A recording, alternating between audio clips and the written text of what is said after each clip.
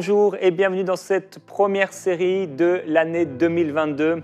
J'aimerais vous souhaiter une excellente année dans la présence de Dieu et vous encourager à vous approcher du Seigneur parce que oui, Jésus revient.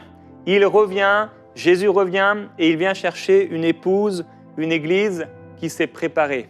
Une épouse qui est irréprochable. Une épouse qui est pure et qui s'est préparée.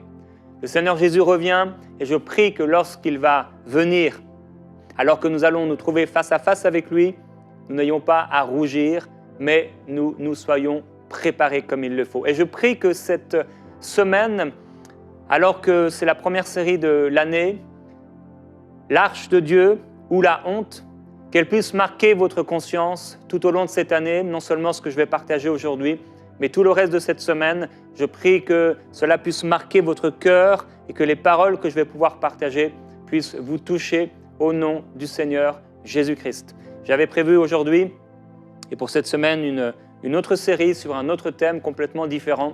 Et le Saint-Esprit m'a poussé ce matin à pouvoir vous partager cette série. Alors, toute cette semaine, vous allez être encouragés. Le Seigneur a quelque chose de particulier à vous dire. Et le titre d'aujourd'hui, « Quand l'arche de Dieu s'en va, la gloire s'en va ».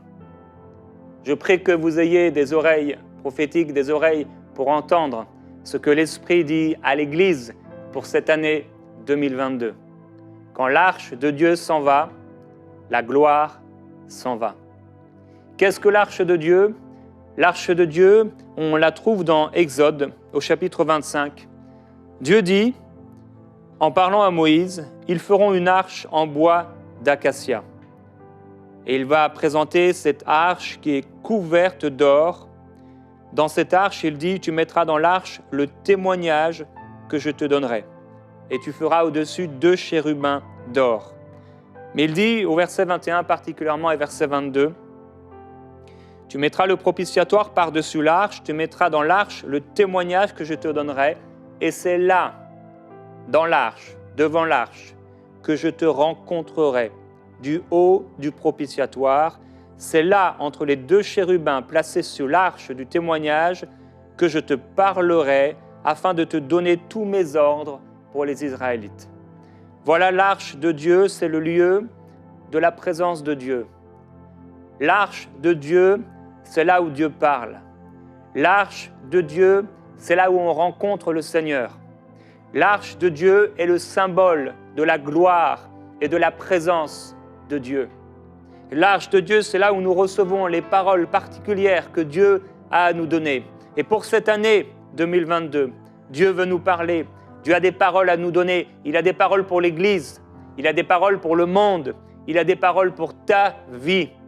Dieu veut te parler de façon particulière et personnelle. Dieu veut te remplir de son esprit.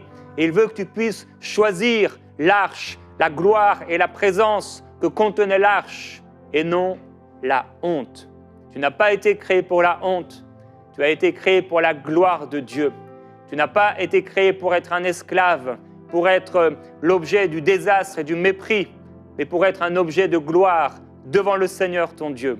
Et je prie que pendant cette semaine, tu reçoives les instructions que le Saint-Esprit veut te partager, afin que cette année ne se termine pas dans la honte, mais qu'elle puisse se terminer dans la gloire de Dieu, à moins que le Seigneur soit revenu avant, que ton cœur puisse être dès aujourd'hui prêt pour lui, et que pendant cette semaine, le Saint-Esprit puisse apporter une parole qui va purifier l'Église, qui va purifier ton cœur, qui va purifier nos cœurs, afin que nos cœurs puissent être un terrain, une arche de Dieu pour la présence et pour la gloire de Dieu, et que lorsqu'il va venir nous chercher, comme dans un coup d'éclair, comme dans un coup de tonnerre, en un instant, au son de la trompette de Dieu, qu'à ce moment-là, il puisse reconnaître que nous sommes à lui, reconnaître que nous sommes son temple. Et quand il va reconnaître que nous sommes son temple et que nous nous sommes préparés, il viendra nous chercher en un instant et nous serons transformés à son image. Alors, on retrouve cette arche de Dieu dans 1 Samuel au chapitre 3. Il est écrit, le jeune Samuel était au service de l'Éternel auprès d'Élie. La parole de l'Éternel était rare en ce temps-là. Et nous pouvons dire qu'actuellement, la parole de Dieu est rare On peut entendre des paroles de Dieu, on peut entendre des paroles plutôt peut-être qui sortent de la Bible, qui est la parole de Dieu, mais nous avons besoin d'entendre la parole qui vient de Dieu, la parole à propos, la parole de l'heure, la parole que le Seigneur veut nous apporter. Le jeune Samuel était au service de l'Éternel auprès d'Élie. La parole de l'Éternel était rare en ce temps-là. Les visions n'étaient pas fréquentes. En ce même temps, Élie était couché à sa place. Comment on peut être installé à notre place, même dans la maison de Dieu, installé dans notre place, avoir notre petite routine religieuse à notre place. On est là à notre place, on est bien dans notre zone de confort, mais là, à notre place, on peut s'endormir. À notre place, on peut être congelé. À notre place, on peut manquer d'huile. À notre place, parce qu'on ne s'est pas préparé, parce qu'on est rentré dans un train-train religieux, une routine spirituelle, on est là à notre place sans réaliser que peut-être la gloire de Dieu est partie de ce lieu.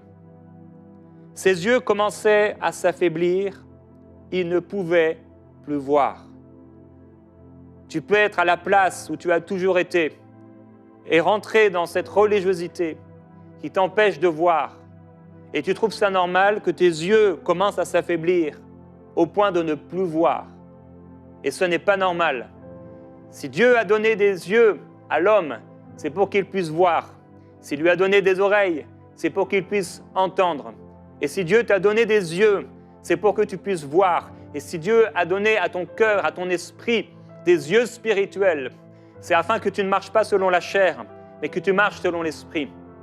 Que tu marches par la foi, mais non seulement par la foi, mais par les réalités des dimensions spirituelles de ton esprit, de ton cœur, et que tu puisses voir dans la prière, que tu puisses voir dans ta vie, et que tu puisses t'appuyer sur ce que te montrent tes yeux spirituels, qui seront toujours en accord avec ce que dit Dieu, avec sa parole.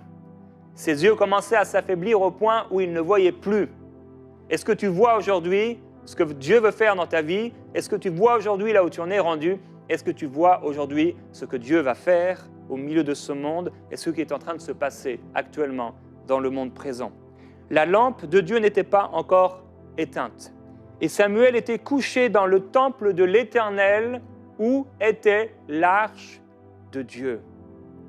Samuel se trouvait au bon endroit, là dans le temple de l'Éternel, où se trouvait l'arche de Dieu. Où se trouve l'arche de Dieu dans ta vie? Où se trouve la présence de Dieu dans ta vie? On peut facilement, au bout d'un moment, être là, couché à notre place et se satisfaire de ce que la gloire de Dieu ne soit plus là. Trouver ça normal et imaginer que c'est normal et vivre notre vie comme si c'était normal finalement de ne pas vivre la glorieuse présence du Saint-Esprit. Et Samuel va entendre la voix de Dieu par 3 fois. Il ne connaissait pas encore pourtant de façon personnelle l'Éternel. La parole de l'Éternel ne lui avait pas encore été révélée, mais l'Éternel va se révéler à lui et il va lui dire une parole très particulière. Il dit « Je vais faire en Israël une chose qui va faire que ceux qui l'entendront seront choqués. En ce jour, je vais accomplir sur Élie, Élie qui était un serviteur de Dieu, tout ce que j'ai dit contre sa maison.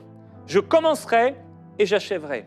Je lui ai déclaré que je veux moi-même condamner sa maison à perpétuité à cause de la faute qu'il connaît et par laquelle ses fils se sont rendus méprisables sans qu'il les ait réprimés. » Et Samuel va se réveiller craintif. Comment Dieu peut parler ainsi du serviteur que je sers? Comment Dieu peut s'adresser à moi concernant l'homme de Dieu auquel je suis au service? Qu'est-ce qu'avaient fait ses fils? Il est écrit un peu plus tôt, dans 1 Samuel au chapitre 2 au verset 12. Les fils d'Élie étaient des vauriens. Ils ne connaissaient pas l'Éternel. C'est une chose de ne pas connaître l'Éternel. Ils étaient comme Samuel, qui ne connaissait pas l'Éternel. Et quand l'Éternel se révèle à Samuel, qui déjà avait un cœur pour Dieu, qui avait préparé son cœur, qui était consacré à Dieu, il s'est soumis à Dieu, il a servi Dieu avec honneur, avec sainteté. Mais eux étaient des vauriens. Voici la manière d'agir de ces sacrificateurs à l'égard du peuple. C'était encore des personnes qui étaient censées servir Dieu, tout comme nous. Vous êtes des sacrificateurs pour Dieu le Père. Chaque fois qu'on offrait un sacrifice, le serviteur du sacrificateur arrivait au moment où on faisait cuire la viande. Une fourchette à 3 dents à la main, il prenait, il piquait dans la cuve, dans le chaudron, la marmite ou dans le pot. Et tout ce que la fourchette ramenait, le sacrificateur le prenait. C'est ainsi qu'ils agissaient à l'égard de tous ceux d'Israël qui venaient là, à Silo. Ils méprisaient les offrandes qu'on apportait à l'Éternel. Et plus que cela, ils méprisaient ainsi la sainteté, la louange et la gloire de Dieu. Ils méprisaient l'arche de Dieu. Et si l'homme disait « On fera d'abord brûler la graisse, tu prendras ensuite ce qui te plaira », le serviteur répondait « Non, tu donneras maintenant, sinon je prends de force. » Il y avait de la violence, il y avait de la colère, il y avait de la haine, il y avait de la cupidité, il y avait de la méchanceté. Le péché de ces jeunes gens était très grand devant l'Éternel. Au verset 22, Élie était fort âgé, et il apprit comment ses fils agissaient à l'égard de tout Israël. Il apprit aussi qu'il couchait avec les femmes qui s'assemblaient à l'entrée de la tente de la rencontre. Et là, alors que on voit que quelque temps plus tôt, il va réagir avec violence devant cette femme, Anne, qui est là en train de prier devant le temple, et qui avait lui dire, mais en gros, sors d'ici et va cuver ton vin ailleurs. Là, avec ses fils, il va juste leur dire, mais j'apprends que vous faites de mauvaises choses, ce que j'entends dire n'est pas bon. Vous poussez le peuple à la transgression. Mais il ne va pas les corriger. Et il ne va pas les mettre sur le côté, là où ils auraient dû être, de côté. Tu ne peux pas servir Dieu en agissant ainsi. Et l'histoire continue. Et il est écrit que les Philistins vont venir en guerre contre Israël. Et ils vont commencer à éprouver une grande défaite. Au point, ils vont dire dans 1 Samuel au chapitre 4, en rentrant au camp, les survivants, mais pourquoi l'Éternel nous a-t-il laissé battre aujourd'hui par les Philistins? Et ils vont dire, allons prendre à Silo l'arche de l'Alliance, qu'elle vienne nous secourir et qu'elle nous sauve de la main de nos ennemis. Et le peuple va envoyer des hommes pour prendre l'arche. Et il est écrit, les 2 fils d'Élie, Ophni et Phinehas, dont Dieu avait dit à cause de leur péché qu'ils mourraient le même jour, étaient là avec l'arche de l'Alliance de Dieu. La vérité, c'est que dans l'Église, on trouve 2 types de personnes. Il y a ceux qui, comme Samuel, peut-être ne connaissent pas encore vraiment Dieu, mais qui ont un cœur pour Dieu et qui vont se préparer, qui se sont préparés et que Dieu sauve. Mais il y en a d'autres qui ne connaissent pas Dieu, non parce qu'il ne s'est pas révélé à eux, mais parce qu'ils ont choisi leur camp. Ils ont choisi de vivre dans le péché. Ils ont choisi le péché. Et ils ont choisi de vivre ainsi. Et ils s'imaginent que parce que l'arche de Dieu est là, ils seront sauvés. Et quand ça va mal, ils se disent, mais où est Dieu? Pourquoi l'Éternel nous a-t-il laissé nous battre aujourd'hui par les Philistins? Il arrive des choses dans nos vies qui sont simplement le résultat et le fruit de nos péchés, de notre indifférence à l'égard de Dieu, de notre mépris de la sainteté de Dieu au point où parfois nous pouvons vivre comme des personnes qui ne connaissent pas Dieu, remplies de cupidité, remplies de violence, remplies de convoitise. Nos week-ends, nos soirées, nos journées ressemblent parfois à ceux qui ne connaissent pas Dieu.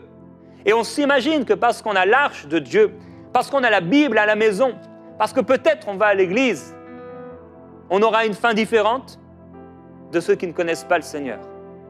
Mais il en sera selon nos fruits. Nous aurons pour résultat, pour récompense, les conséquences de nos fruits, le résultat de nos fruits. On reconnaît un arbre à ses fruits. Alors, que va-t-il se passer? Israël va être battu. Ils vont s'imaginer que parce que l'arche de l'Alliance est là, tout va bien aller. Comme certains vont s'imaginer que tout va bien aller quand ils vont rencontrer le Seigneur parce que un jour, ils l'ont accepté. Mais l'arche de Dieu va être prise et les 2 fils d'Élie, Ophni et Phinehas, vont mourir le même jour. Et quand Élie, on va rapporter à Élie cette nouvelle, il va tomber à la renverse alors qu'il est assis sur la nuque, il va se rompre la nuque et il va mourir.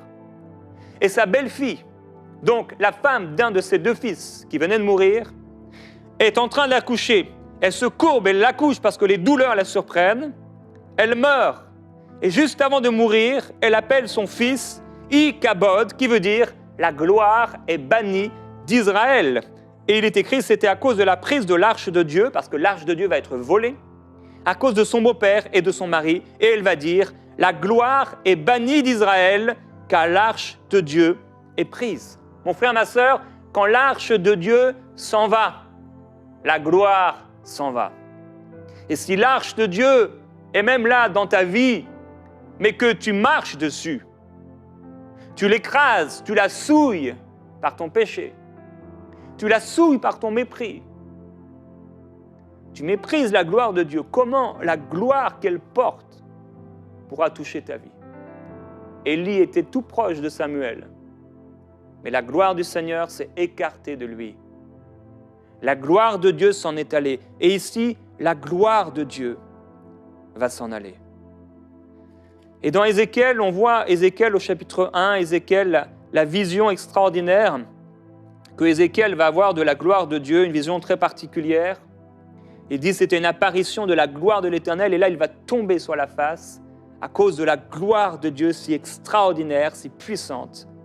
Une révélation merveilleuse de la gloire de Dieu. Mais dans Ézéchiel, au chapitre 8, le Seigneur va lui montrer de voir dans le domaine spirituel, la main du Seigneur va être sur lui, et là, pendant qu'il est assis dans la maison et que les anciens de Juda sont assis devant lui, on pourrait imaginer un pasteur avec des chrétiens devant lui, et là, il va voir d'une manière spirituelle, le Saint-Esprit va l'enlever, et il va creuser dans un mur et voir derrière le mur toutes sortes de formes de reptiles, de bêtes abominables et des idoles de la maison d'Israël gravées sur la muraille.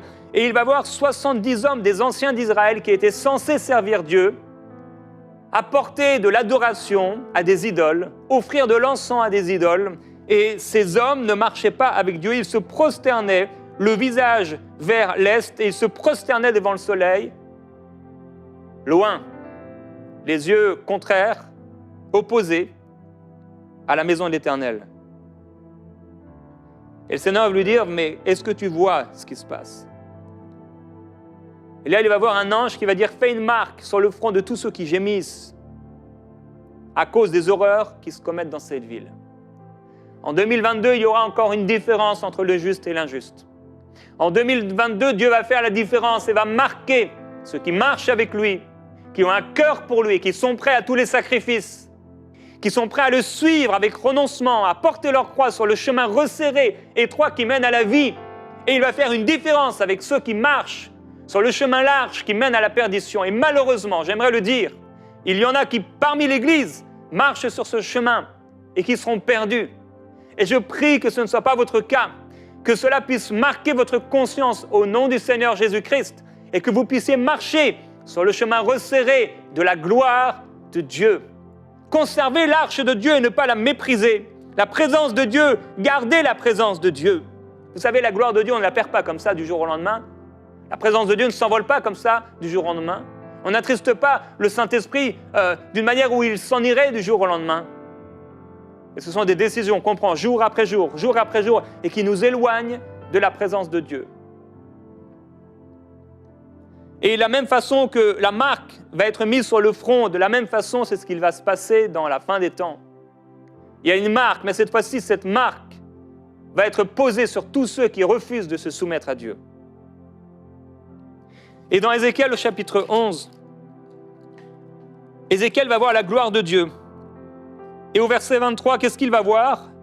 La gloire de l'Éternel va s'élever du milieu de la ville et va s'en aller. Et il va voir ici que la gloire de Dieu va s'en aller, partir de Jérusalem.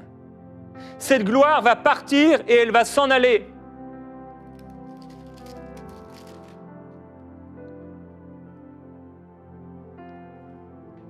Je prie que la gloire de Dieu puisse rester,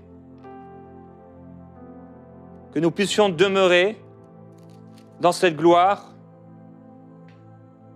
Il est écrit dans Apocalypse chapitre 15, verset 18, « Le sanctuaire fut rempli de fumée, de nuée, à cause de la gloire de Dieu. » Apocalypse, chapitre 21, versets 10 et 11, « Il me transporta en esprit sur une grande et haute montagne, là où la gloire est partie sur cette montagne. Et il me montra la ville sainte, Jérusalem, qui descendait du ciel d'auprès de Dieu. Elle avait la gloire de Dieu. »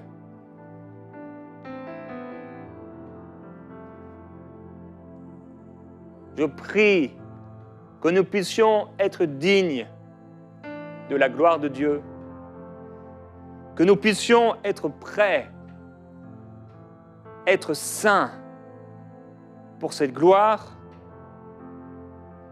dont le Seigneur nous a remplis. Nous sommes le temple du Saint-Esprit. Nous sommes censés être remplis de la présence de Dieu. Et j'aimerais qu'on puisse consacrer cette année 2022 au Seigneur. Si l'arche s'en va, la gloire s'en va. Et si tu réalises en ce début d'année que l'arche s'en est allée, que la gloire s'en est allée, si tu réalises que la gloire s'en est allée, c'est que l'arche s'en est allée. Ou que tu l'as méprisée, elle est à tes pieds. Tu t'imagines que parce que l'arche de Dieu est là, la Bible sous le bras, parce que tu pries ici et là, Dieu sera avec toi. Et je veux t'encourager maintenant à pouvoir te repentir parce que les jours sont mauvais, Jésus revient très bientôt, il est à la porte. Il est à la porte. Seigneur Jésus, tu es à la porte. Et tu reviens chercher une église qui s'est préparée, une église qui est sainte. La gloire est bannie d'Israël. Père, je prie que cette gloire inonde nos cœurs, que cette gloire inonde nos vies, inonde nos maisons, que cette gloire inonde ton Église. En cette année, tu vas faire la différence d'une manière encore plus marquée entre ceux qui te servent et dont le cœur est tout entier à toi et ceux qui ont choisi l'amour du monde et qui se perdent. Jude l'avait prophétisé, il l'avait déclaré. Père, je prie que personne ne se perde dans l'écume de son péché, dans la saleté et la souillure de ce monde. Je prie, glorieux Père, que ton peuple soit un peuple saint. Tu l'as racheté, tu l'as purifié pour des œuvres bonnes. Tu l'as libéré afin qu'il puisse vivre dans la sainteté, dans la pureté, dans la gloire, et non dans l'immondicité, dans les souillures, dans les plaisirs de ce monde, dans les convoitises, dans les cupidités. Père, je prie pour la sainteté, pour mon frère, ma sœur. Je prie que tu lui libères du pouvoir satanique. Je prie que tu lui libères de l'oppression satanique qui pousse au péché, qui pousse à des pensées perverses, à des pensées mensongères, à des pensées d'iniquité, à l'idolâtrie. Seigneur Jésus, nous te choisissons. Mon frère, ma sœur, repens-toi aujourd'hui de tout péché. Repens-toi aujourd'hui de toute souillure. Repens-toi aujourd'hui. Tu ne sais pas ce qu'un jour peut enfanter. Le Seigneur peut venir avant cette nuit. Seigneur, Saint-Esprit, qu'il n'y ait personne qui soit comme Élie, qui laisse le péché comme si ce n'était pas si important.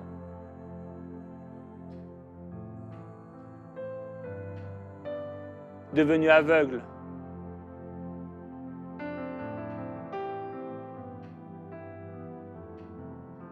Que personne ne soit comme Ophni et Phinehas, qui là font n'importe quoi dans ta maison. Et nous sommes ta maison. Je prie que tout notre être, le corps, l'âme et l'esprit soient conservés irréprochables, irrépréhensibles jusqu'à ta venue. Tu as le pouvoir de le faire, Dieu. Mon frère, ma sœur, offre ton corps, ton âme et ton esprit à Dieu maintenant. Et dis-lui, Saint-Esprit, je me livre à toi. Je me donne à toi. Je m'offre à toi. Je te donne mon cœur, ma vie. Prends tout. Remplis-moi de ta sainteté. Inonde-moi de ta sainteté. Que je puisse voir ta gloire. Que je puisse te glorifier, t'adorer, te célébrer. Je suis né pour te louer. Je suis né pour t'adorer. Je suis né pour te glorifier. Je suis né pour te célébrer. Que cette année 2022 soit non sous le joug de l'esclavage, mais que cette année 2022 soit inondée de la gloire qui vient de toi. Inonde ce lieu de ta présence.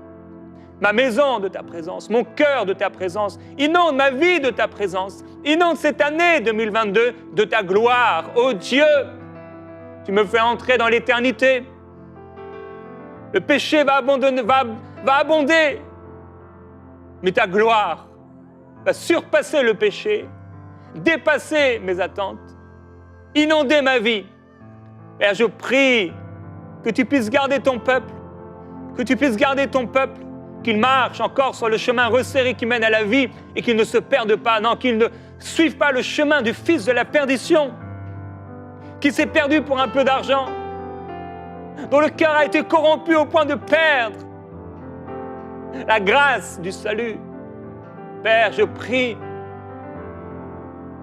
que si ta gloire s'en va de plusieurs cœurs, ta gloire demeure en nous. Voulons nous préparer. Voulons marcher dans l'obéissance et la sainteté. Père, tu as voulu aujourd'hui parler à ton peuple. Tu veux le parler cette semaine.